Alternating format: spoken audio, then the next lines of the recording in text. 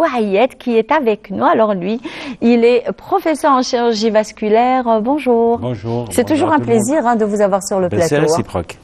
Alors, on a vu ensemble d'ailleurs le pain, le sujet sur le pain. Que pensez-vous sur le pain? Que pensez-vous du pain plutôt? Le pain, c'est un aliment indispensable. Vous en prenez? Et moi, je ne mange jamais rien sans le pain. Et le pain complet, beaucoup plus. Pendant ce mois de Ramadan, je diversifie les pains. Donc, chaque jour, j'achète un pain différent pour faire la différence entre tous les pains qui se vendent actuellement. Et il y a de très très bons pains. Il y a de très bons boulangers. Il y a des pains rustiques, des pains traditionnels, du pain complet. Enfin, il y a toutes sortes de pains et j'adore. Effectivement, oui. Effectivement. Il y a le pain aussi aux noix. Oui, aux noix. Oui, aux noix. Oui, aux noix, aux dattes aussi. Aux dattes aussi. Oui. C'est très bon. Oui, c'est de l'innovation. Oui. Les boulangers innovent. Exactement. Eh bien, aujourd'hui, on va parler d'une pathologie beaucoup plus gênante que d'être dangereuse, d'une certaine façon. Parce qu'après, on va connaître un petit peu les dessous de cette pathologie dont certaines femmes, beaucoup de femmes, en souffrent. Donc, ce sont les varices. Alors, que sont réellement les varices? Alors, les varices, ce sont des dilatations des veines, mais des veines superficielles des membres, notamment des membres inférieurs. Ce n'est pas les veines profondes. Ça, c'est très important. Les veines essentielles, celles qui permettent le retour veineux, sont les veines profondes. Celles-là, il faut qu'elles soient indemnes de toute lésion. Maintenant, les superficielles, celles qui sont sous la peau, elles peuvent se dilater pour diverses raisons, et à la suite de plusieurs facteurs, qui se cumulent d'ailleurs. Et quand elles se dilatent, le sang, au lieu de monter vers le cœur, il va descendre. Et on appelle ça un reflux. Donc il y aura un reflux sanguin. Le sang, dans ces veines superficielles, circulera dans le sens contraire à la normale. Et par conséquent, ça reflue vers le bas. Et ça donne ce qu'on appelle de l'hyperpression veineuse qui va générer des symptômes. Alors 40% de la population mondiale en sont atteintes. C'est une maladie extrêmement fréquente. Alors quand vous dites la population mondiale, alors hommes et femmes ou alors que des femmes? Hommes et femmes. Les hommes aussi ont des varices. Beaucoup d'hommes ont des varices. Bon, il y a beaucoup plus bien sûr de femmes que d'hommes. Pourquoi? Mais pour diverses raisons. Parce que les varices, c'est génétique, c'est héréditaire. Ah, d'accord. Et il y a des facteurs au cours de la vie qui viennent et qui aggravent ce facteur héréditaire. Comme par exemple les grossesses. La grossesse est un gros facteur de risque d'apparition de varices ou d'aggravation de varices. Il y a les perturbations hormonales de la jeune femme aussi, qui donnent des petites varices qu'on appelle les télangiectasies, qu'on appelle plutôt aussi vulgairement les éclatements de vaisseaux. Oui. Qui ne donnent pas de symptômes réellement gênants, mais qui peuvent donner à la femme un certain souci esthétique. Elle voudrait se traiter justement pour améliorer l'esthétique. Et ça se traite? Et ça se traite, oui. Pas toujours efficacement. Mais enfin, on améliore les conditions. Ah ben, d'ailleurs, on est en train de voir des images. Voilà, ça c'est une dilatation. Donc, si vous pouvez nous faire un arrêt sur image pour qu'on puisse un petit peu commenter et connaître qu'est-ce que ces varices, oui. Alors vous voyez que ces veines que vous voyez sont superficielles. Elles sont superficielles, elles ont très peu d'intérêt physiologique dans la circulation sanguine. C'est pour ça qu'on les enlève quand elles sont malades. Parce que les veines les plus importantes sont dans la profondeur, sont situées entre les muscles. Et là, ce sont des varices de la jambe, du mollet postérieur, qu'on appelle plutôt varicosité. C'est pas de véritables varices, parce que les varices sont généralement des veines qui se dilatent à plus de 3 mm de diamètre.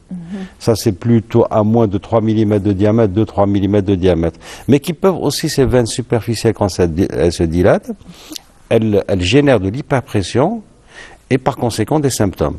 Alors quels sont les symptômes? Voilà, j'allais vous poser la question, quels sont les symptômes des varices? Alors pour les femmes, il y a d'abord l'esthétique, ça existe ça.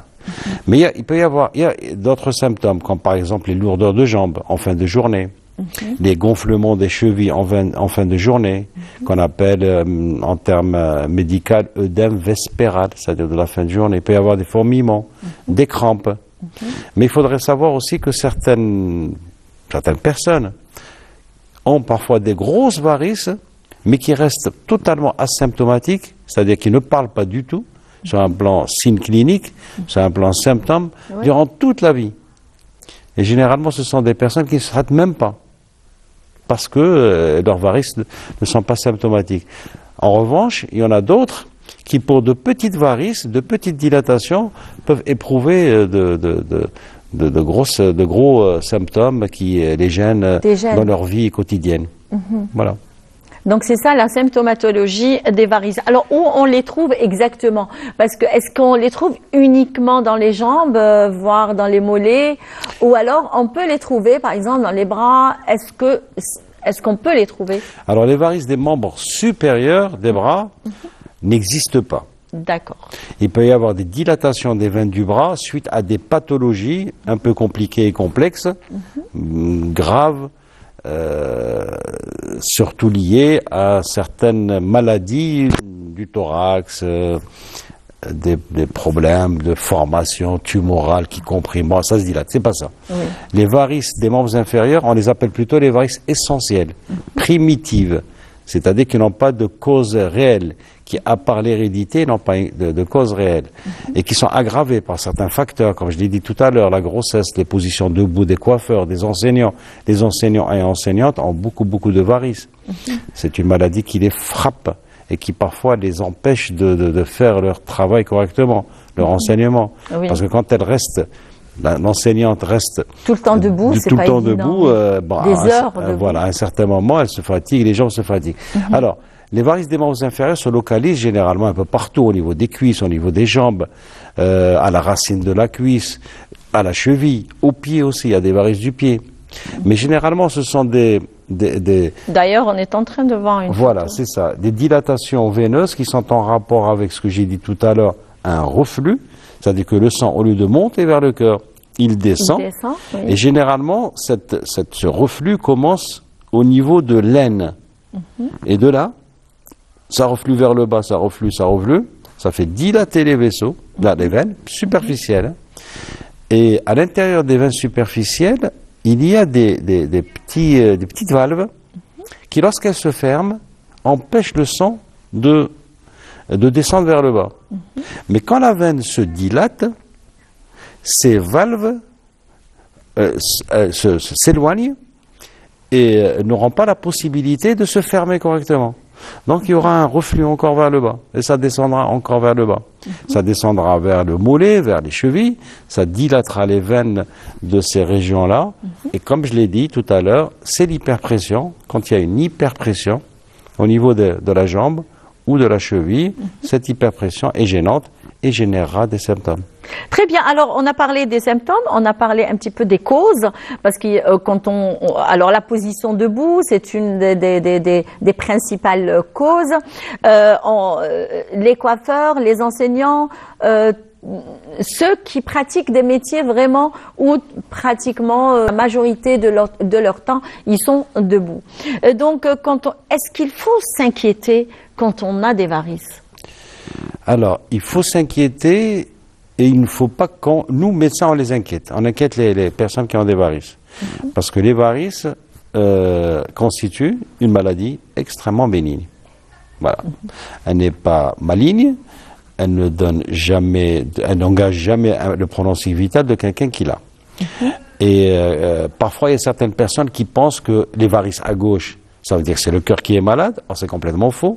Ça n'a absolument rien à voir. On part toujours vers un truc vraiment très grave. Ça n'a rien à voir. Il y a certaines personnes qui pensent que les varices, quand il y a du sang qui coagule à l'intérieur de ces veines dilatées, ce caillot de sang, il peut migrer et aller monter vers le haut, c'est-à-dire aller vers le cœur, ce qui est complètement faux, ça aussi. Ce sont les idées fausses. Ce sont des idées fausses, des idées reçues, mais qui ne sont pas exactes. Il y a très peu de complications en réalité des varices. Il y a d'abord ce que j'ai dit tout à l'heure, les souffrances fonctionnelles des patients qui restent debout pendant longtemps, ça c'est vrai, avec lourdeur de jambes et gonflement des chevilles, œdème, ce qu'on appelle un œdème, mais parfois, mais pas très fréquemment, les varices se complique de certaines lésions locales. Locales, c'est-à-dire, c'est la peau. La peau au niveau de la jambe peut s'abîmer suite à cette hyperpression qui se pérennise. Oui. Donc la peau s'abîme, elle changera de couleur, elle deviendra marron, puis elle deviendra couleur ocre, et parfois même ça donnera de l'eczéma, et ça donnera parfois des plaies qu'on appelle des ulcères au niveau de la jambe. Et qui sont des ulcères qui sont parfois très douloureux et qui tardent à cicatriser. Et pour que la cicatrisation se fasse de manière définitive, eh bien, ces varices-là, qui sont à l'origine de ces troubles cutanés, de ces lésions cutanées, nécessiteront bien sûr une approche thérapeutique un peu plus agressive, c'est-à-dire chirurgicale, ou bien par d'autres méthodes d'ablation, ce qu'on appelle de suppression de ces veines malades. Alors, et quels sont les dangers entraînés par cette pathologie qui est plus ou moins gênante? Est-ce qu'il y a une aggravation de l'état? Est-ce qu'elle déteint sur la santé motrice de la personne? Les varices essentielles, c'est-à-dire qui n'ont pas de cause réelle, ne sont pas dangereuses. Elles sont gênantes, c'est vrai. Mais pas dangereuses. Mais pas dangereuses, parce que, je l'ai dit, le pronostic vital n'est jamais engagé. Il est vrai que parfois, dans ces veines dilatées, se forment des caillots. Mais les caillots restent toujours limités à la veine. Et dans l'immense majorité des cas, ce caillot ne migre pas, ne se déplace pas. Et il ne va pas vers le cœur, comme certaines maladies des veines, mais des veines profondes. Là, ça reste localisé. Donc, il n'y a même pas de risque pour qu'il y ait une migration vers les vaisseaux qui sortent du cœur. Et ce sont toutes les complications, dans l'immense majorité des cas, les complications sont locales. Donc locales, c'est-à-dire la peau, comme dont j'ai parlé tout à l'heure, tous les aspects des lésions cutanées secondaires toujours à l'hyperpression. Ça reflue vers le bas, le sang stagne vers le bas, les pressions augmentent, et donc il y a une apparition de complications. Et même quand il y a une formation de caillots, qu'on appelle thrombose, la thrombose reste toujours localisée. Elle est limitée à la veine qui est malade, qui est dilatée. Mais sachez, je le répète encore une fois, ce sont les veines superficielles. Ce n'est pas les veines profondes. Les veines profondes, quand elles sont atteintes par un processus de coagulation, ça peut être dangereux. Ce n'est pas le cas des varices superficielles. Regardez, c'est des varices tortueuses, sinueuses, qui sont sous la peau, et on le voit très bien. S'il y a un caillot qui se forme dans cette veine, il ne pourra pas migrer, il ne pourra pas aller dans toutes ces sinuosités comme s'il était une personne qui marcherait dans des couloirs. Non, il ne peut pas. Non, il va s'arrêter, il va s'étendre un petit peu, il va s'arrêter. Et le traitement est facile dans ces cas-là. Très bien. Voilà. Alors, quel traitement?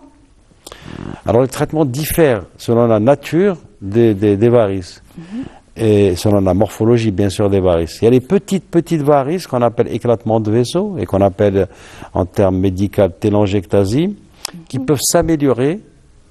Enfin, on peut améliorer le souci esthétique, parce que ça ne donne qu'un souci esthétique de la personne qui les a, notamment de la femme, bien sûr. Jamais l'homme ne va se faire traiter de ces petits vaisseaux, c'est généralement les femmes. L'esthétique peut s'améliorer, l'aspect esthétique peut être amélioré par une technique qu'on appelle la sclérose. C'est des injections d'un produit chimique dans la petite veine, et ce produit chimique va irriter les parois de cette petite veine, donc de ce vaisseau qui a éclaté dans la peau, et qui va irriter, donc va faire durcir cette petite vénule qui est malade, et qui aura tendance, ce durcissement aura tendance à faire disparaître cette veine au bout de quelques semaines. Ça, on appelle ça la sclérose, et pour les petites télangiectasies, c'est plutôt de la microsclérose qu'on fait, parce que ce sont de nombreuses injections sur de nombreux sites au niveau de la cuisse ou de la jambe, et c'est des injections de petites quantités de produits sclérosants, et tout ça, ça s'appelle la microsclérose, qui peut donner un certain bénéfice en termes d'esthétique quand on traite ce genre de varices. Maintenant, il y a les grosses varices. Justement, il y a le traitement par le laser. Oui, ça c'est pour les grosses varices. Le laser aussi, le laser superficiel, il peut aussi compléter la microsclérose pour les éclatements de vaisseaux. Maintenant, pour les grosses varices, il y a plusieurs techniques. Il y a d'abord la chirurgie classique. On arrache la veine qui est malade. La veine est superficielle, elle ne sert pas à grand-chose, donc on peut l'arracher sans aucun problème. On appelle ça, en jargon médical, le stripping. Voilà. On peut traiter aussi par des méthodes qu'on appelle les méthodes ablatives. Ablative, ça veut dire suppression thermique par la chaleur, comme le laser. Oui. Le laser, c'est une technique mini-invasive. C'est par voie endo. On fait une petite ponction au niveau de la jambe, de la veine qui est malade, et on fait rentrer une fibre, qu'on appelle la fibre laser, une fibre optique, qui est reliée à un générateur laser, et on brûle cette veine malade, progressivement, du haut vers le bas. Au même titre que le laser, il y a la radiofréquence. C'est pratiquement la même chose, parce que la radiofréquence génère de la chaleur. Et c'est la chaleur qui va détruire les parois de cette veine malade, et donc la supprimer. Il y a beaucoup de méthodes. Il y a aussi la sclérose à la mousse. C'est une méthode plutôt chimique. Justement, oui. Où on injecte, je pense, une mousse ou voilà, on fabrique une mousse avec de l'air, avec l'air ambiant. On fabrique une mousse avec ce produit sclérosant. Et on injecte ce mélange air-produit sclérosant dans la veine. Directement dans la veine, sous contrôle échographique. On contrôle l'injection en prenant une sonde d'échographie, et en la mettant sur la veine malade pour bien contrôler l'injection, pour savoir si l'injection elle est bien faite dans la veine ou pas, et pour voir s'il n'y a pas, au cours de la procédure, certaines petites complications. Alors, mais avant d'arriver à on va dire, à ces nouveaux traitements adaptés à chaque varice, pardon. Donc, il y avait dans le temps le traitement par les bas, c'est porter des bas spécifiques pour un petit peu soulager la personne, voire un traitement, je pense, je suis pas la spécialiste, hein, juste je suis en train d'essayer de comprendre. Le bas, c'est pas un ancien traitement, c'est un traitement actuel. Oui. Il est toujours de mise, oui. Et c'est un traitement fondamental. D'accord. Quand il y a l'état variceux, ça s'appelle insuffisance veineuse chronique, c'est-à-dire qui dure dans le temps. Oui. Pour quelqu'un qui a des varices, surtout lorsqu'il ne veut pas se faire opérer, surtout, il faut absolument... Quand il a peur de l'intervention. Non, même s'il n'a pas peur de l'intervention, il faut toujours mettre la contention élastique par bas. Ah, il y a un bas qui est vendu, qui est sur mesure, en fonction de la taille de la personne malade, en fonction de la circonférence de sa jambe, de sa cuisse. Il faut qu'il soit bien adapté, ce bas de contention. Et le bas de contention permet alors, je l'ai dit tout à l'heure au début, c'est des dilatations des veines. Les veines s'ouvrent, se dilatent, gonflent. Oui. Le bas de contention, étant donné qu'il va contenir, il va serrer ces veines superficielles qui sont dilatées. Donc, il va réduire leur calibre. Et quand il réduit leur calibre, il y aura moins d'hyperpression vers le bas. Il y aura moins de reflux. Ce mécanisme de passage du sang dans le sens contraire de la circulation physiologique, c'est-à-dire au lieu du bas vers le haut, ce sera du haut vers le bas qu'on appelle reflux. Donc ça va écraser les veines superficielles, et même les profondes d'ailleurs, et ça va permettre au sang d'être chassé vers le haut. Donc finalement, au sang de reprendre un sang circulatoire normal. Par ce mécanisme-là, il y aura une diminution des pressions au niveau de la cheville et de la jambe, et par conséquent, il y aura une amélioration, parfois une disparition totale des symptômes dont j'ai parlé tout à l'heure, c'est-à-dire les lourdeurs de jambes, les œdèmes, les fourmillements, les crampes, etc., etc. Et il y aura une prévention des complications dont j'ai parlé tout à l'heure, c'est-à-dire complications, soit formation d'un caillou dans la veine, soit des complications cutanées de la peau, locale, de la jambe, à type de, tout à l'heure, changement de coloration de la peau, une plaie de la jambe, c'est-à-dire celle qu'on appelle l'ulcère de jambe. Donc il y aura une prévention de ces complications-là. La contention élastique, elle est fondamentale dans le traitement de l'insuffisance veineuse chronique des membres inférieurs liée à l'existence de varices. Très bien. Alors, est-ce que les varices sont héréditaires? Les varices sont héréditaires. Mais pas tous les jours, pas tout le temps, on va dire, pas dans tous les cas. Non, les varices primitives, hein, c'est-à-dire primitives. Alors, il y a les varices primitives et secondaires. C'est un petit peu compliqué pour peut-être les téléspectateurs qui ne sont pas habitués à ce genre de termes médicaux, mais les varices essentielles primitives, c'est-à-dire des varices qui surviennent comme ça. Elles ne surviennent pas comme ça, parce que généralement, on trouve toujours, chez les parents, dans la fratrie, on trouve toujours des parents qui ont des varices. Donc souvent, la première question que je pose à un patient et une patiente, je lui dis, est-ce que votre mère, votre père, votre tante n'ont jamais eu de varices? Et souvent, la réponse, elle est positive. Oui, ma mère, c'est elle qui m'a transmis. Donc il y a un déterminisme héréditaire sûr. Maintenant, pour le reste, après, dans la vie, il y a des facteurs qui vont favoriser l'aggravation et l'apparition de ces varices. Comme par exemple les professions qui nécessitent la position debout, comme les enseignants, les coiffeurs, les maçons, même les chirurgiens d'ailleurs. Nous, quand on est debout pendant très longtemps... Oui, parce que vous passez beaucoup de temps quand même dans les... C'est aussi la position assise prolongée, elle aussi. Ah, pas uniquement debout. Non, pas uniquement. D'ailleurs, un des traitements, c'est la marche. Quand on marche, tout disparaît. Tous les symptômes disparaissent. Voilà. Donc on revient toujours au bienfait de la marche. Bien sûr, mais bien sûr. Donc voilà, donc il y a une aggravation, enfin une apparition ou une aggravation des symptômes en fonction des facteurs de risque. C'est des facteurs qu'on appelle environnementaux, c'est l'environnement, qui parfois constitue un facteur de risque à l'apparition ou l'aggravation d'une pathologie, maladie veineuse superficielle, mais qui est en rapport aussi avec l'hérédité. Très bien. Alors là, on me pose... Alors vous voyez là-bas les valvules? Oui. C'est ces petites valves qui sont à l'intérieur de la veine. Alors vous voyez la flèche? Oui. La flèche, c'est-à-dire, c'est ça le reflux. Donc c'est ce qu'on a parlé d'ailleurs. Alors dans la première photo là qui est en cercle, là il n'y a pas de reflux. Vous voyez les valvules se fermer. Oui. Mais en bas, regardez, quand les valvules, la deuxième photo, en bas à gauche, oui, ou à droite plutôt, oui. Quand en bas à droite, oui. les valvules ne peuvent pas se fermer, le sang, il descend vers le bas.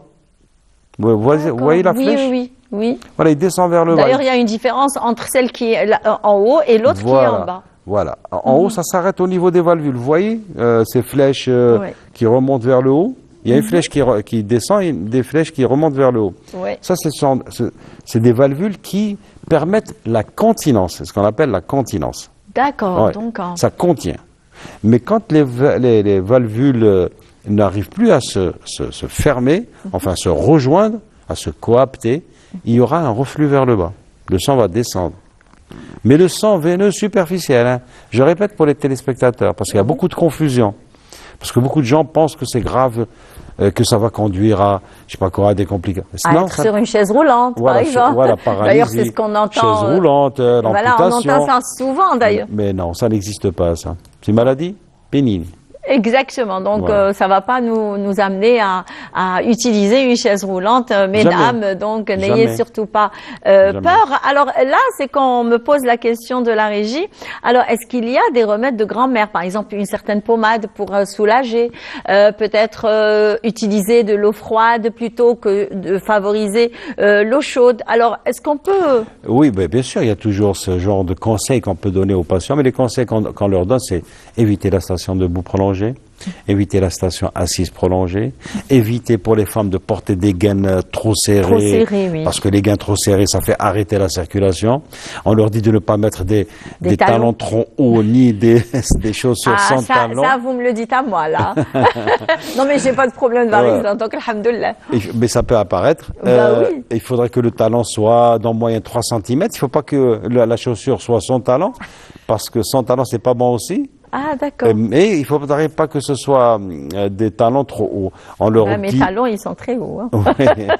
On leur dit de ne pas... d'éviter tout ce qui est chaud. Hammam, toutes les ambiances chaudes, parce que l'ambiance chaude, ça fait dilater les vaisseaux, et donc ça aggrave les symptômes. Voilà, on leur dit de faire du sport, d'aller faire du vélo, d'aller faire du footing, d'aller faire de la marche, la vraie marche. C'est pas la marche du centre commercial, c'est pas la marche du marché, ça c'est pas de la marche. Au contraire, la marche du centre commercial, voilà, avec une station debout devant une vitrine pendant très longtemps, exactement, ça va favoriser l'apparition de certaines plaintes et de certaines souffrances. Oui. Voilà ce on propose, on donne ce genre d'hygiène, de règles hygiéno-diététiques, de conseils hygiéno-diététiques, et ça permet, bien sûr, si ces conseils sont suivis, d'amender les plaintes et les souffrances des patientes et des patients. Très bien. Voilà. Alors, je reviens vers vous justement sur les hommes qui ont des varices. Est-ce qu'ils suivent le même traitement que les femmes? Bon, généralement... Est-ce que ce sont les mêmes varices qu'on trouve chez les femmes? Oui, c'est les mêmes varices. Seulement, l'homme ne vient jamais consulter pour un souci esthétique. Ah, d'accord. Ah, non, jamais. Quand il vient... Donc, c'est pas dangereux, tant que ça déteint pas sur sa santé. Oui, mais on opère beaucoup d'hommes, hein. Ah, d'accord. Oui, bien sûr, il y a des hommes qui ont d'abord des métiers qui les exposent au risque d'apparition de symptômes, comme par exemple les commerçants, qui sont debout toute la journée, les coiffeurs, en fait, les enseignants aussi, des hommes, et qui ont de grosses varices, et qui ne peuvent pas... Les médecins. Les médecins aussi, oui, il y a beaucoup de médecins, de chirurgiens, bien sûr, aussi, qui ont des varices. Et qui ne peuvent pas rester comme ça parce que ils se plaignent à chaque fois qu'ils se mettent debout pendant une certaine durée, ils se plaignent de lourdeur, de souffrance, de pieds qui gonflent, et donc ils viennent se faire traiter pour ça. Donc l'homme, quand il vient, c'est lorsque ces varices sont ce qu'on appelle parlantes, qui parlent symptomatiques, qui ont donné des symptômes. Ils viennent se faire traiter, généralement se faire opérer, soit par chirurgie classique, soit par laser ou par radiofréquence. Voilà, donc c'est pas comme la femme. La femme, elle peut venir pour les petits éclatements de vaisseau, parce qu'elle a un souci esthétique, elle ne veut pas rester comme ça. Généralement, elles nous disent, voilà, moi je peux pas aller à la plage, je peux pas me baigner, je peux pas me mettre avec des robes courtes. Il faut absolument que ce qu'elle appelle les mochetés disparaissent. Et donc on les traite par des scléroses. Il y a le laser aussi cutané qui peut un petit peu améliorer la situation esthétique de ces femmes. Donc l'homme et la femme, c'est pas la même chose. Oui, les motifs de consultation de l'homme sont différents des motifs de consultation de la femme. Et quelles sont les interventions les plus fréquentes qu'on pratique en Algérie? Alors en Algérie actuellement, on pratique le laser. Les autres techniques ne sont pas utilisées comme la radiofréquence ou la vapeur ou les ultrasons. Il y a beaucoup de techniques qui traitent les varices.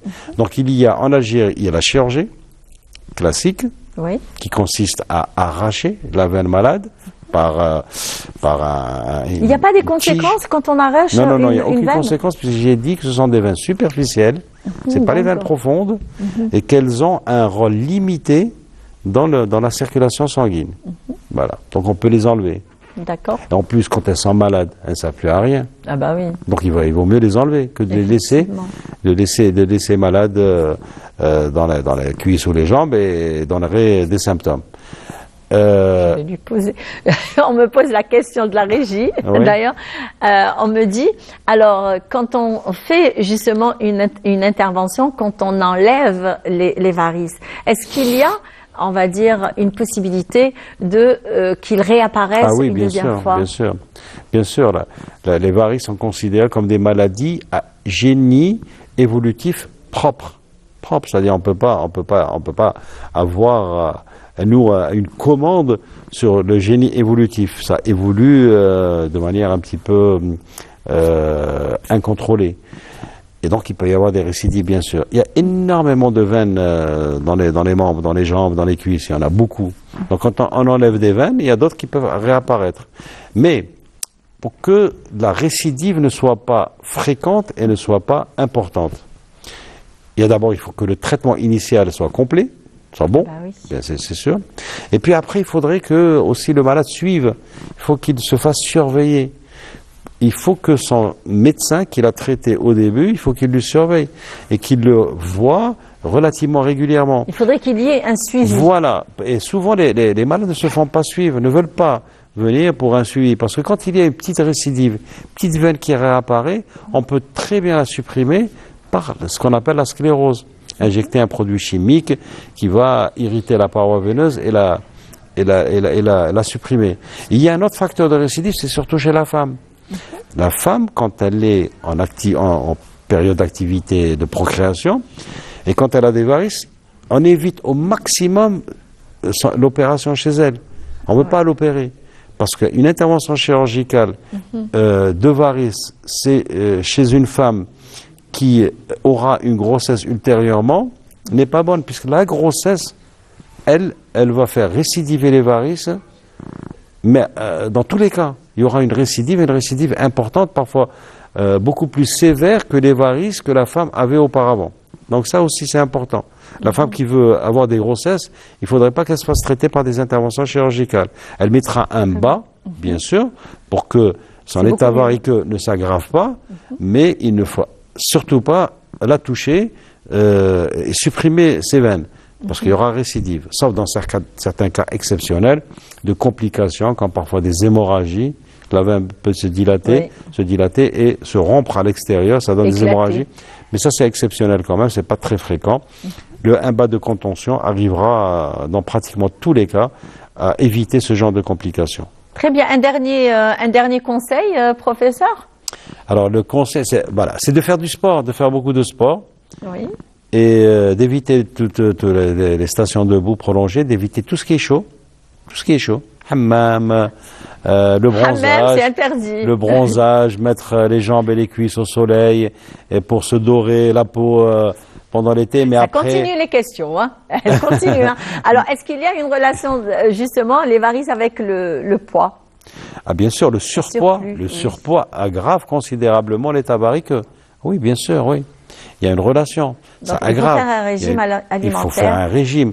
Les éclatements de vaisseaux des femmes, ce qu'on appelle les télangiectasies, s'aggravent avec l'augmentation du poids. Donc pour arrêter parfois le processus de progression de ces éclatements de vaisseaux, on demande à la femme bien sûr d'aller faire un régime, d'aller maigrir, d'aller perdre du poids, d'aller faire du sport. Il y a une relation étroite entre la prise de poids, le surpoids et la progression de certaines varices, de certains types de varices. De certains types. Très bien. Très bien, professeur. Ça nous a fait vraiment plaisir d'avoir toutes ces explications sur cette pathologie qui est beaucoup plus gênante que dangereuse. D'ailleurs, on a eu cette confirmation avec le professeur Mohamed Najib Bouayed. Alors lui, il est professeur en chirurgie vasculaire. Donc certainement, on va vous recevoir dans d'autres occasions pour d'autres pathologies. Avec plaisir. Donc en relation avec... Je vous laisse ça en dehors de l'émission. Comme ça, on pourrait éventuellement mettre un petit peu, on va dire, sous le projecteur d'autres pathologies. Merci beaucoup à vous et merci d'avoir accepté notre invitation. C'est toujours un plaisir. Avec plaisir. Merci.